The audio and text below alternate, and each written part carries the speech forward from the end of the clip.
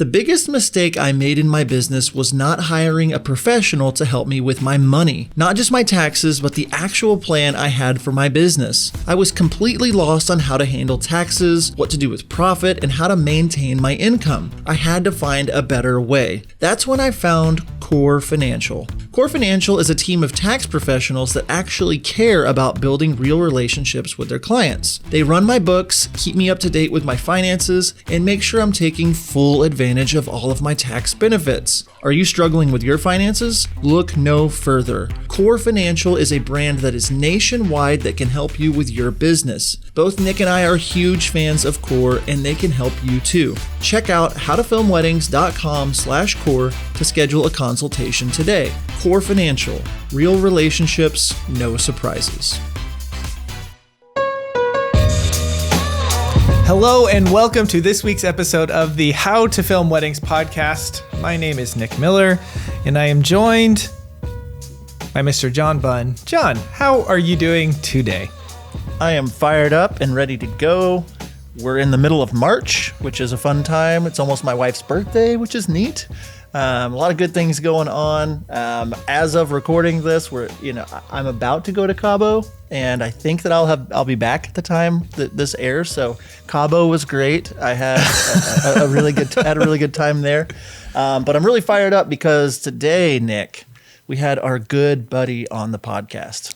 We did. Today we had Mr. David Reynosa of Forestry Films. David is just a guy that knows business. He carries himself very well. He's very well spoken. He knows his stuff very, very well. His films are incredible, but more importantly, he's just a great guy to hang around, to talk to. I enjoy every single time that I get to talk to him. So, John, I say we just go ahead and jump on into the episode. What do you say? All right, let's go.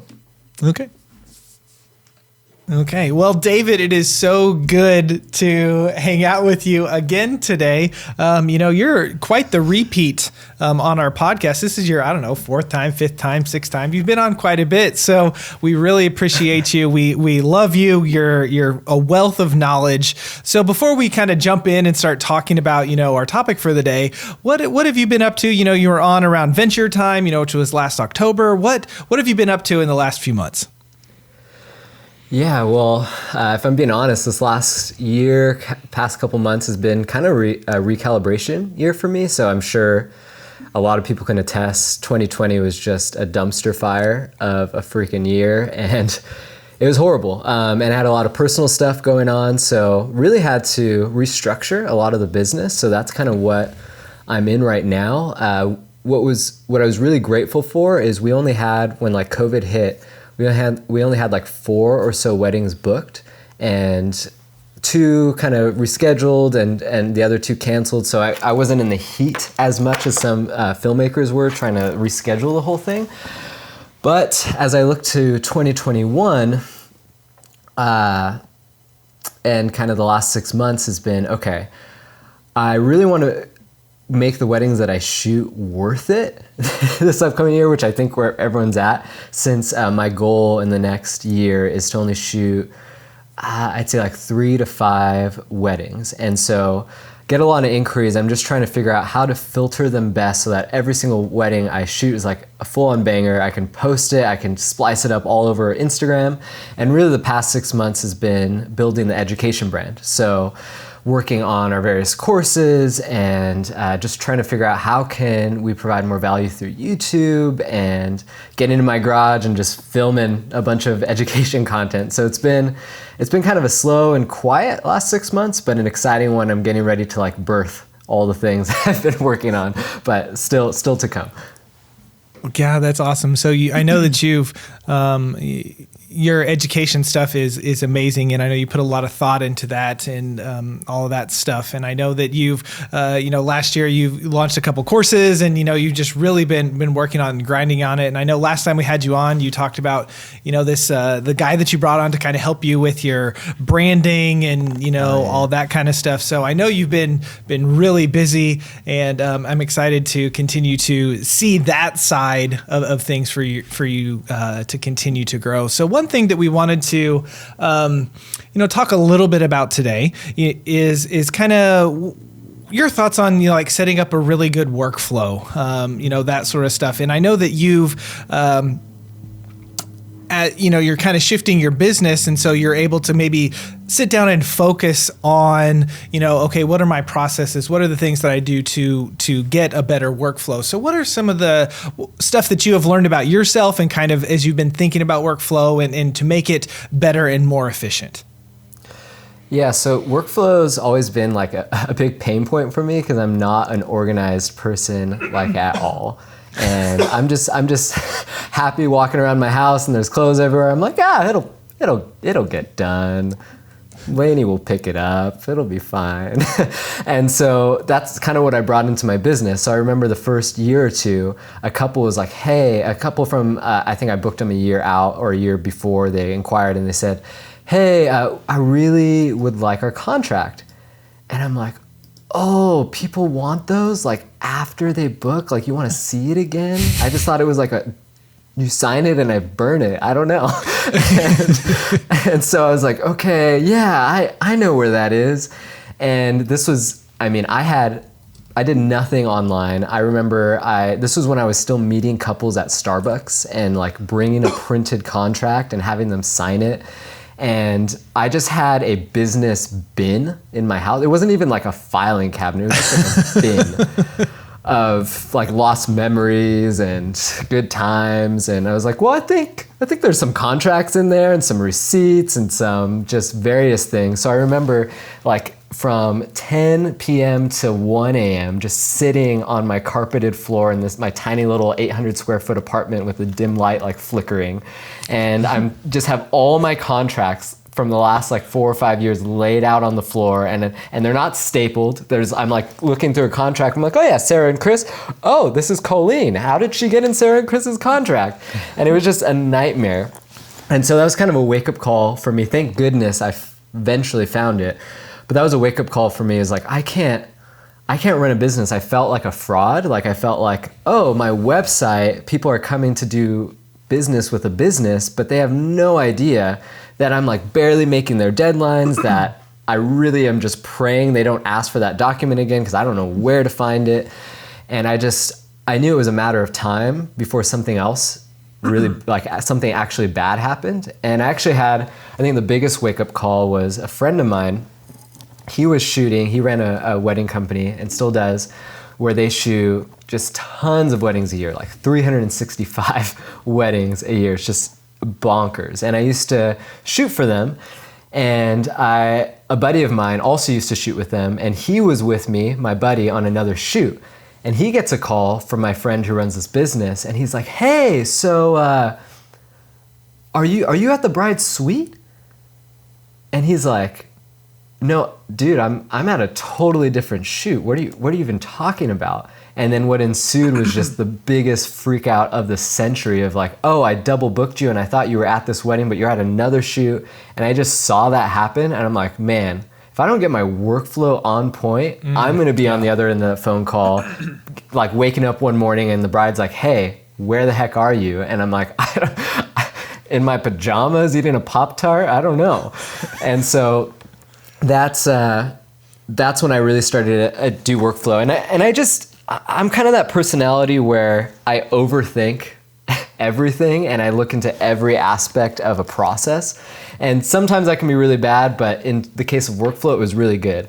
So I just took it practically and on a Apple Note, I wrote down, okay, what is every single interaction that a client has with my brand, starting even with like them inquiring on Instagram and like, how do I get them from Instagram to then fill out a form on my website? And how does the wordage of my email templates from pre-booking to booking to after booking and all of that. And I just wrote it all down. And then what I did was I took a couple weeks and I just came up with like a email template or a process for every single thing. And it seems so like, duh, of course. Like, of course you should have a system. But when you're a wedding filmmaker and you're like slammed against deadlines and you get to the end of the day with your eyes just bloodshot and exhausted, the last thing you want to do is work on your workflow. So it was just something I finally did, and it was, understandably, like a game changer.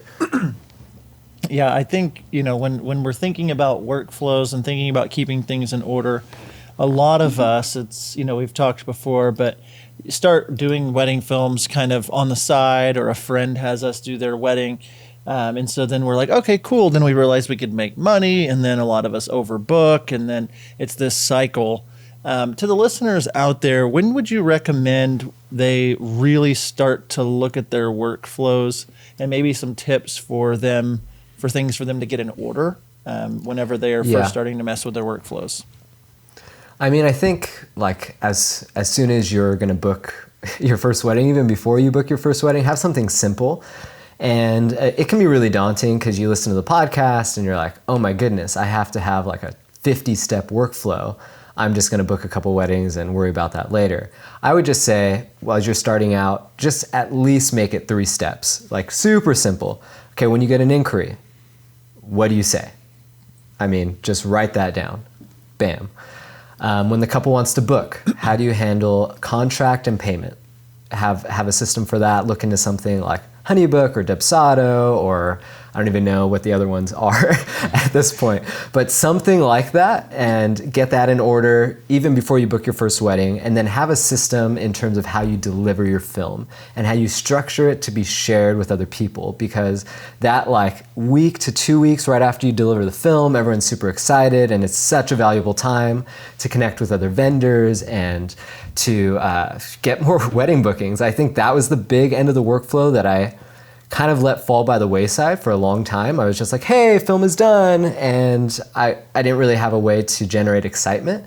So now, like, just simple things, what I'll do is I'll try to send it to each vendor, tell them thank you. If there was a coordinator who was there, or a florist, and I got a couple really rad shots, I'll try to give them some social content so they can tag me, or maybe even edit small little clips for them to have so that they can share it on social. Just little workflow things like that can make a huge difference and keep you from just pulling your hair out 5 or 6 weddings in.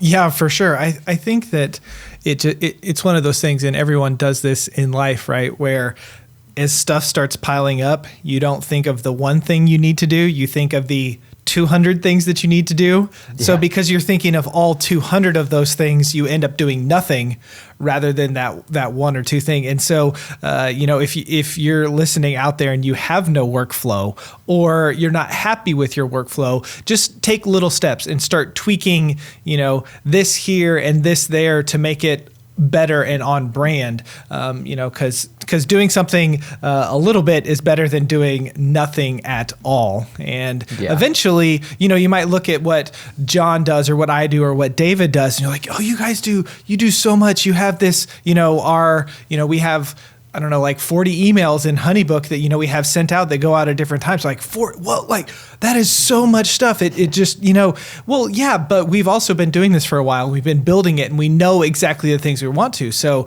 that is great advice. Start where you are and figure out one thing I can do to improve this workflow. And I would say to go off that, like the final thing would be, when I'm thinking about workflow and client experience, it can be really daunting to think about it, because you're like, what's the right way to do this? Am I using the right adjectives in my email? And you can get so caught up in all the little things. Whereas when I was building my workflow, I just thought, okay, the golden rule, like, treat others how I'd want to be treated. And that's how I kind of go through my whole business. And that's how I went through the workflow. So I didn't over stress about trying to find a book on client relations and all these things and listen to all these podcasts. I just wrote down my steps and said, if I were them, how would I want this email to sound? If I were them, how fast would I want to get this questionnaire sent to me? If I were them, how would I like my film to be delivered? And oftentimes when you ask that question, like, your whole business could change, because you'll interact with a certain part of your business where you thought, oh, this was fine. And then you realize, oh, this is like, if I were on that other end, I would think this is really tacky, or I would think this took a really long time, and it's really eye-opening, and you kind of feel convicted of like, whoa, okay, I should change that. And just that simple question can help a ton. Definitely. I think so many times, sorry, Nick, that whatever I was first getting going, especially, like, I would get, like Nick was saying, so overwhelmed with all of the different tasks. And I'm a guy that's like, I want it to feel fresh every time. I want it like, and I, for years with emails alone, would rewrite the same email every single time in a different way. And depending on how busy I was or not, I might be like, with a new inquiry, it might be something just like, hey, yeah, I'm available. When can you chat? But when I sit down and I wrote out templates and had those ready, I noticed that I started getting more people wanting to set up consultations. I noticed that like I didn't miss out on a very important thing, or, sometimes when I'd be writing my own emails every single time, I would forget something like our starting rates, or, asking them if they would want to meet, or just stupid little things, because it would be, I would be at a game and want to respond quickly. But now having, a workflow in place, it gives me the freedom to change it if I want to, but it also helps me whenever I want to get like more sales or things like that. And so going along with that, how has the workflow side of things, like when did you see a transition into increased sales? Did you, when changing these things, what happened for you? So I guess a piggyback off of that, because I'm sure a lot of people listen to this podcast know, hey, workflow is important. It's kind of something either they're doing already or they know they have to do and they just got to do it.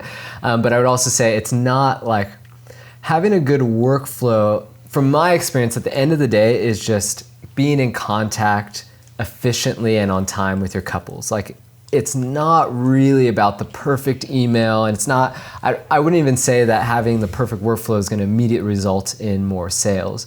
I'd say the biggest thing workflow-wise, like within the workflow that's helped so much, is the idea of setting up a sales call, or a discovery call with couples. And that one key thing that I've introduced in my workflow has been the biggest turnkey to more sales. And just having a process for like how to get people from, hey, I kind of like your work, to then on the phone, and figuring out, okay, how can I do that the most effectively through emails in a way that doesn't feel too pushy, in a way that actually makes them want to get on the phone call when they've already reached out to 70 other videographers. Like, that's, I think, the most important part. Because I could say without a doubt, doing that discovery call with couples has been like the secret weapon for, I know you guys, for myself included, and it's how I stand out from the competition, because no one really does that. So that's really the biggest part that's changed everything. Yeah, I know that, whenever I did my mentorship with you a few years ago, like that's whenever we started doing the sales calls. And I noticed, that it seemed at the time that my booking rates kind of went up, when just sending, that sort of, just sending pricing and that kind of thing. Now we've just gotten to a price point, where, I'm booking, 1 out of 10 people, that I actually talk to or something like that. But, that kind of just comes with whenever you raise your price. But the thing that I keep coming back to about all of this when it comes to the sales and it comes to doing a phone call and all of that stuff is I have something in place so that I know exactly what I am supposed to do on my end.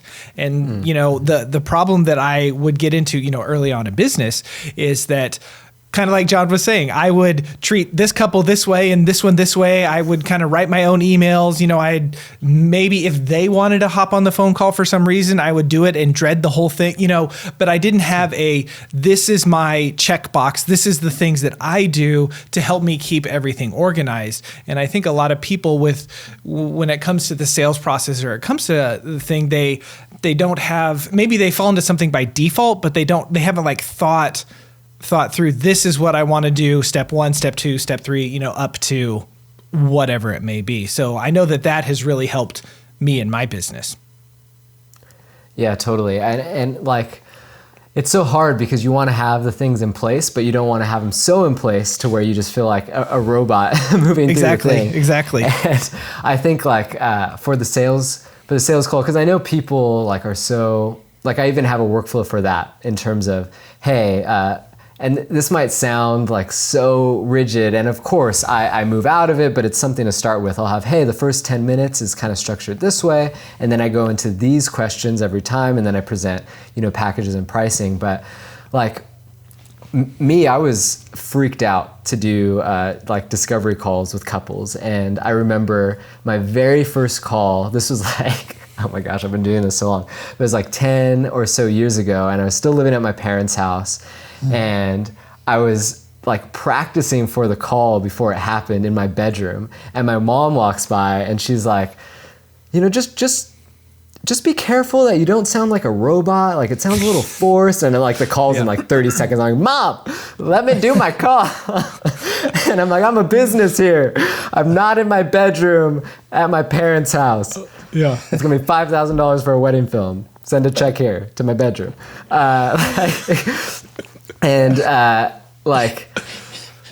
It was hard that first year and it was really awkward, but I finally got out of it. And one of the big things that really helped me was just thinking about it like, okay, sales, the word sales often is really scary for people because you think of the used car salesman who's really pushy, who's getting you to buy something that you don't need and don't want and is trying to upsell you. And I think the key thing is a lot of people think, oh, all sales is that way. But no, like the key thing, why it feels pushy is because they're getting you to buy something or trying to get you to buy something that you don't need. And then I realized, well, when you go to the doctor and say you have a huge problem like cancer, and they take the time to sit with you for 40, 50 minutes, asking you a ton of questions, just listening, and then they sell you something at the end, a drug or a treatment that is gonna cure your cancer, you don't once think of it as salesy or sleazy or pushy. You're just like, take my money.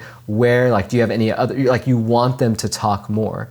And when I realized that key shift in how I did my calls to kind of more so take them as a doctor would and try to figure out what is the disease almost of like this potential couple, what is the pain point that they're trying to solve with a wedding videographer, and just more ask questions, and then at the end of the call, present our work almost as like, you know, the cure to their problem. And I would even at the end of the call say, hey, our films are like this, and they will specifically help you say if their whole thing is they want God's faithfulness displayed on their wedding day. I would say, hey, I'm a Christian as well. Here's some specific films that do that. After hearing your story, I see that, your dad was a big influence in bringing you guys together because he's a pastor, and he also, introduced you guys to each other. I want to showcase that in this way.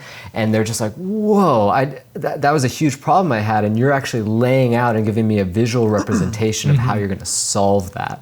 And then all of a sudden they're excited at the end, and you're the only person who like workshopped with them and came alongside them and actually made something custom to solve their certain problem. And then it kind of takes that whole nervousness of sales out of the way. And I kind of just like to think of it as servanthood selling. Yeah. A thing that's been coming up a lot lately with some of our recent guests is like, the problem, agitate, and then solve. You want to tell them what the problem is, you want to agitate what that problem is, and you want to help them solve it with your services. And I think for me, I don't want anyone to ever think that there is a rigid formula to use someone's emotions to sell them something that they don't need. And so I would caution the listeners not to have like a script like David read in front of, when he's in his undies eating cereal in his house. That's how I pictured you. Sorry. But I still do that. Yeah. With mom, I'm busy. I'm eating Lucky Charms. Can't you see I'm trying to make money? Yeah. But the idea of having kind of a boundary and a guideline for your workflows with your couples, it does it's crazy to me how if you just start asking them questions and showing them what pain points exist that videography can solve, like if you reverse engineer that and you think videography gets people's voices on film, they can push play and hear, people's words. They can hear sounds from the day. It's going to live beyond them. It's something that their kids are going to watch. Pain point, of like, I don't have a wedding film and this is what it feels like to me. Pain point of I've had so many couples come to me after the wedding, seeing if I could have, the footage that was taken and edit it better than someone else, but like looking for these things, if you just listen to people and ask them questions like about their story, you can easily, if you're paying attention, see all of the pain points that they have and then offer them real solutions with your work. And so how have you taken, like on a more rubber meets the road practical, like how do you make sure that it isn't rigid in the fact, like what's the process look like for you to discover their pain points? Maybe some tips and tricks for us on that. Yeah. So one of my favorite things that I ask on the call is just, hey, what do you like about our work? So after I've kind of, just done some meet and greet, like what's your proposal story, and kind of just establish some rapport, I say, what do you like about our work? And I just say, hey, if you can be just as specific as possible. I'm not trying to get myself all puffed up, but I want to know certain things that you like so then I can create that hopefully for you guys. And I really stress being specific, because so many brides over email or over the phone will just be, oh, I like it. It's cinematic, or it made me feel something. And a lot of videographers are, I think, afraid to push more because they just assume, oh, well, that's all I can get for the bride. Mm-hmm. But I really like to push and say, yeah, please describe in detail what you like. And that's kind of a gateway, because they'll say, oh, I specifically liked the music that you chose, or I like the coloring of your films, or I'm not really sure what it is, but these 3 films, I felt like I really identified with the couple and their story. I'm like, oh, what about their story did you identify with? And then they'll go even deeper, say, oh, well, I really liked on this specific couple how it seemed like you were capturing more of the in-between moments. Like, sure, there were some beautiful shots, but I liked how you captured the grandparents holding hands in the audience, or like I liked how you shot more guests than I typically see at weddings, and I was like, oh, what did you like kind of about, I don't know, the editing or the camera work? Like, oh, well, I didn't really think about that, but I like how maybe some of your films are a little more unpolished and messy, and you're okay, like kind of showing some camera shake and things like that. Mm-hmm. And because I think in the industry, we've talked so much about pain points, and then people assume that, oh, I found their pain point if I know they want video, like you were saying, like they want people talking in their films, they want something they can look back on and see moving images. And those are great pain points for like the reason for video if they're debating, should I get video or not? But like every videographer in the world solves those pain points. So you got to really figure out what it is specifically about your work that solves a specific couple's pain point. Because you could have an example of a wedding we shot where the bride and groom got married on the cliffs. They got ready in a VW white bus. It was just them. And their specific pain point was, hey, we want a videographer who's done elopements before, who we really feel like we get along with, who has a more handheld, more earthy type vibe, and who would fit kind of our eclectic wedding. And if I just asked the basic questions, I wouldn't really know how to structure our services differently for them versus, say, a fine art couple or a high-end luxury couple. They all have different pain points in what they're looking for. So really figuring out like what that is and being okay if you're not a good fit for that day. Yeah. I was going to say, as we talk about, doing consultations and doing phone calls and that kind of stuff, there's so much power in just listening.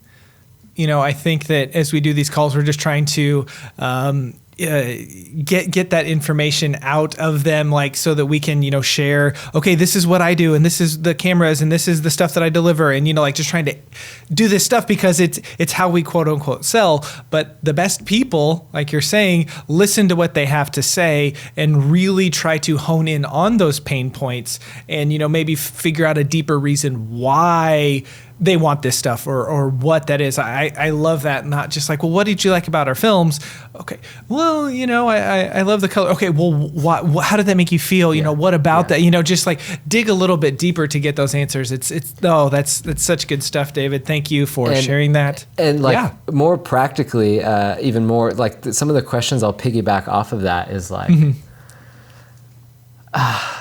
like I'll ask, what are you excited about your day outside of, because I don't want to be their videographer necessarily on the call, because brides, for the most part, unless they're filmmakers, don't really care about video things. They care about their wedding, they care about their family, they care about the memories. So I want to get there. I want to kind of see myself as, in a way, that excited friend who just got called and they're like, I just got engaged. And you're like, tell me everything. Like, that's kind of where I want to be. So like, what are you pumped about? What family members, and interactions are you excited to see on the day? So I'll ask that. I'll ask, like, 30 years from now, what memory from the day do you want to relive again that you can kind of think about? And those are really good questions to get to the heart of what they really care about. And then one thing that I started doing a couple years ago that's really been awesome is, like, I guess you could kind of imagine it. You go to a car dealership and they let you customize the entire car. You can pick the color, you can pick the wheels, you can pick the interior, you can pick everything. And the salesperson's just asking all these things from you, but you haven't actually seen the car yet. They're just writing it all down. And then they take you into, a dark showroom, and then all of a sudden, one light pops on and the floor starts to raise and music and this whole thing. And then, there's your car and you're just like, oh my goodness, that was just my dream. And now I'm weeping and it's there. And I kind of wanted to have that same effect for when I presented the wedding film. So I'd ask all these questions and then I would say, hey, do you mind if I just kind of explain what I think you're looking for in a wedding film based on all of these things that you told me? And then, I'll repeat it back to them and kind of say, okay, so based on what you said, I think family is, really, really important to you. So kind of, typically we do a lot of portraits and stuff, but I want 25 or 30% of it to be family. I saw that your dad was really important. I really envision him maybe starting the film with a speech, and then I really want to make sure I capture, the first look between you and him this way. And you said that the surrounding of where you're getting married, it was very intentional to you. That's actually where your parents also got married. And there's going to be a lot of people because of COVID who aren't going to be able to make it, but you want people to feel like they're actually there. So I'm going to choose this specific color palette for your wedding film so that it gives it some texture so that people who aren't there can actually live in the day. And I was, thinking about maybe we do this song and that song, and then you kind of wrap, and I kind of just dream with them. And oftentimes when I do that with couples, I'll get brides crying after I explain that, because they're just like, I get so caught up in the whole wedding process and the whole booking the DJ, the florist, the coordinator, the photographer, the venue, that I forgot that I'm actually getting married. And you just like instilled in me the beauty of what I'm actually doing. And this is the first time in 4 or 5 months that I've been excited to be married. Thank you so much for that. That's cool. And it's kind of just, they're like, you have to shoot our wedding after that. So that thing that I've started doing has been, it's really helped. I love it. I love all of it. We have a lot more to talk about with you, David, so don't go anywhere, but we're going to go to break, so we will be back right after this. What would you take on if you had an extra set of hands? What would you do with your free time if you didn't have to edit? So many of us get bogged down in the post-production hustle that we never seem time to focus on our business. John and I both felt that way until we found Wedditor. Wedditor is a post-production team of top wedding film editors and project managers that give your films and brand the extra eyes, ears, and hands that they need. Not only is Wedditor delivering films we love to our couples faster, but we can invest ourselves fully in other areas of our business knowing that Wedditor has our back. Be the first to know how your second shooters are doing, how those new LUTs work with your footage, and relax knowing your couples are getting the full attention they deserve on every single project. project. So what could you do with an extra hand? Head over to howtofilmweddings.com/wedditor, whether you're ready to start now or preparing for next season. Be sure to use promo code HTFW for $50 off your first project. If you're interested in this service, make sure you head over to howtofilmweddings.com/wedditor soon. Fall 2020 spots are lined up and filling up fast. Wedditor, more than freelance, more than outsourcing. Finding the perfect song for your wedding film can be so frustrating. We spend countless hours searching for the perfect song. When it comes to licensing music, Nick and I both love MusicBed. Not only do they have the best music, but their website makes it so easy to find the perfect song and to find it fast. We have both been using the MusicBed's wedding subscription for years and cannot recommend it enough. Not only are they adding new music from incredible musicians like Chapters, The Light, The Heat, and Tony Anderson all the time, they've made it incredibly easy to search their library for mood, genre, instrumentation, and even key. So what are you waiting for? Head on over to howtofilmweddings.com/musicbed and use promo code HTFW for a free month of a MusicBed wedding subscription. howtofilmweddings.com/musicbed. All right, we are back from break, and David has been dropping a lot of knowledge about his sales process and workflows and all that kind of stuff. So we're going to go ahead and jump into our Wedditor question of the day. Wedditor, more than freelance, more than outsourcing. If you need someone to edit your films, we highly recommend our good friends over at Wedditor. So, David, you've been talking about sales calls and that sort of thing, and how you're like able to, close in and, really get the clients that you're looking for. And so it seems that you have done a good job of making yourself more profitable. Do you have any recommendations if someone is like, I would like to make more money in my business, I would like to become more profitable? Do you have any resources or anything that could help them do that? Well, you're too kind, Nick. Thank you for that perfect ski jump. Almost amazing. I love it. I'm just lobbing them up for you. Lobbing them up for you. Just lobbing them up. Get ready, well, guys. It just so happens.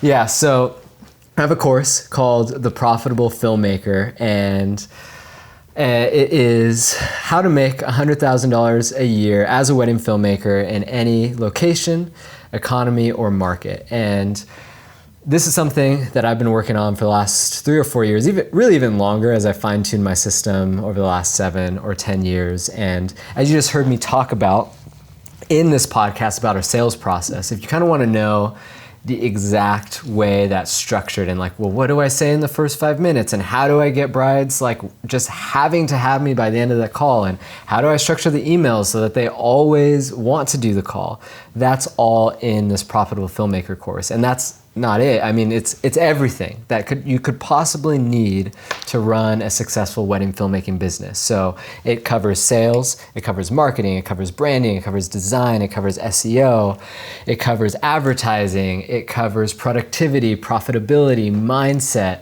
and all of these things are not just little one-off courses. My whole goal with this was to have it be a whole system that works off each other, because so often as wedding filmmakers, we'll take a course that's on how to design a killer website, and we'll design it, but then we don't really know how to make that design perfectly, bleed into our advertising, or we don't know how to do our social media in such a way that our sales call goes a certain way. And you might think, how are those even connected? How is what I say on social media connected to my client experience on the day of the wedding?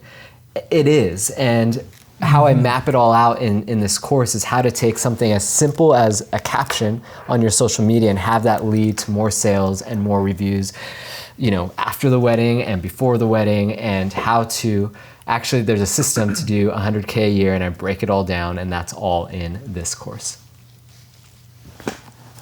It's really, really. I'm sorry. Lately, I've been just being quiet after someone finishes a sentence just to see what Nick does. So Nick is on the hot seat to just see if he'll pick up the ball. And I'm enjoying so hard watching Nick be like, John, wait, you're the guy that usually picks this up, man. But I don't think we should edit this out personally, because it's funny. I didn't figure that we would edit it out. If you could do a magic trick, that would be awesome. I would like to say something, but to the listeners, if you're not watching on YouTube, if you want to see Nick's face go from regular color to deep pink, there he is. Did it really change? Did it really change? I don't notice. I don't know. I don't know if Your that's skin true. tones are a little magenta, if you will. You know, you might have to, Blake, don't color correct. But no, so we've got this Profitable Filmmaker course. I actually was able to peek behind, the curtain whenever you launched it last year and look through it. Amazing stuff. There's a lot in there. When I met you at Venture, you were teaching on the business side of things. And, although your films are ridiculously good, and a lot of filmmakers have found you because of the color presets and the whole vibe of Forestry films, the reason that you've become so successful over time is because you have set up a sustainable business model. And, peeking back behind the curtain, seeing everything that's included in that course, like, it's an incredible investment for anybody out there that is looking to up their business game. As a business person myself, like, I've learned a lot from it, and I learned a lot from you. So there's a lot in there, and I definitely want you to be able to plug that here in a second. But I do want to ask you a couple more questions before we get to that. Mainly on, you mentioned it earlier, this last year has kind of been a dumpster fire. It was kind of a crazy year. A lot of us, had to really help pull each other up as we, depression is high and people getting jobs canceled. And I know that we've all been through a lot.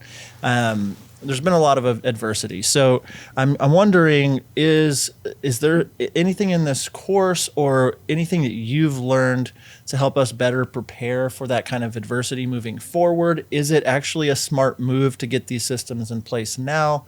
What do you have to say about just being ready for adversity? Yeah, that could be a whole podcast, but I'll keep it short. So yeah, as wedding filmmakers, we kind of sustain ourselves from every booking. It's like, oh, am I going to be able to pay rent this month? I really hope a booking comes through. And after like this past year, if I didn't have the systems in place that I teach in this course, the whole business would have gone under. Honestly, there's, some things that went on in my life to where I was just like, I don't know if I can like get up in the morning and like do my business just because of everything that went on in the year. And literally the only thing that was like, that got me through the last 6 or 7 months was when an inquiry comes in, I can send this template. Oh my goodness. When I do a sales call, regardless of how the heck my like heart and personal life is exploding and going through the ringer, I know I can still pull it off and still be able to serve this couple. And even down to like creating edits when your life is just, all over the place, as a lot of ours were in this quarantine season, having a way that you actually craft films that these are some prompts that I can do regardless of how I'm feeling to get myself in the groove of editing. So I would say adversity is not a if, it's a definitely. Like at some point, probably multiple times in your life and in your business, you're going to encounter times where not just it's a slight hole in your life, but it's going to be a 180 degree, like let's burn the ship, throw it off and pan it with a hammer. That's just life, and it's going to happen. And so if you are thinking, oh, but I'll be fine, that just happens to some people, and you don't structure your business to have the right foundation, when it does happen, it's just going to wipe you out. So I think one of the sections I'm most excited about, excited about so many things in the course, but the one that hugely got me through is just profitability and thinking about how to buffer your finances so that when you go through a dry spell of 4 months of no bookings, or where you have an emotional trauma happen in your life where you're like, I just can't even fathom working right now. Us as wedding filmmakers, we can't reach out to our employer and be like, hey, put us on disability leave. Like, that's just really not a thing. And so in the course, and I'm really talking to myself, like I structured in such a way that, if I need 6 months because, the worst thing ever happened and I need to restructure everything, then I can. And I was able to. It was only because of like how I laid out finances and things like that. Yeah, I love that. A lot of people just still don't take into consideration that there are constants. You know, it reminds me whenever I hired Wedditor to edit for me, they were like, "Can you lay out a typical edit for what you do? Like, what do you try to do?" And I was like, "I have no idea. Like, I don't know." And they they went through, they went through and they dissected it, and they said, "Okay, it looks like a lot of your films really start this way, and they're not the same, but like you like to include a lot of, gimbal type shots of the expensive stuff. You like to include father of the bride stuff as much as possible. You love to include people's emotions. And it usually is laid out something like this." And I was almost like, "Hey, stop putting me in a box. I'm creative. Yeah. I do things different." And that got me really thinking about my business and dissecting after years of doing it. Like, what do I do every single time? Like, yes, some of the contents change within what I'm doing, but like, I start with, doing these things to get them in to inquire. And then once they inquire, I do one of these 2 or 3 things based on how the response is. And based on that, I do this. And then I work through, and it's like, I have a system that I didn't even realize that I was doing. And if you take the time to really dissect and look at your systems, you can really, hedge for when things do hit the fan, whenever life does get crazy or messy. In October, my dad passed away, and it wrecked me for a while. I didn't want to get up. I didn't want to do podcast recordings. I didn't want to do anything. Like, I was just like, I'm not in a good spot. But because I had systems in place, I was able to talk to my couples and say, "Hey, my dad, has passed away. I've got a lead shooter that's been shooting with me for a long time. I want them to, I'd rather them replace me on the wedding day. And I have these systems where these emails are still going out, and I had money saved because I had paid attention to profit." And like all these different things gave me the time I needed to heal instead of breaking my business. And that's what I see with what you've set up and what you're doing with the Profitable Filmmaker and in your course, is just giving people the ability to dissect their business and help put things into this process that they haven't really thought about before. And just by doing a couple of these little things that you're teaching, like can completely change the entire business and make it to where it's more sustainable over time. And that's what we really want for people listening out there, is we want you to be sustainable. We don't want you to be a statistic, where most wedding filmmakers don't shoot weddings for more than 3 years. It's like, we want you to be better because of things like this. I'll get off my soapbox. I don't know where all that came from. Could be my medication. I don't know what's going on. It came from the heart and Dayquil. Yes, and Dayquil. No. Okay. Well, as we're winding down on time here, if you'd like more information, you can head over to howtofilmweddings.com/forestry, and you can learn everything about the Profitable Filmmaker course and all the things that David has to offer with that. But you kind of did it, but what's, what kind of the abridged,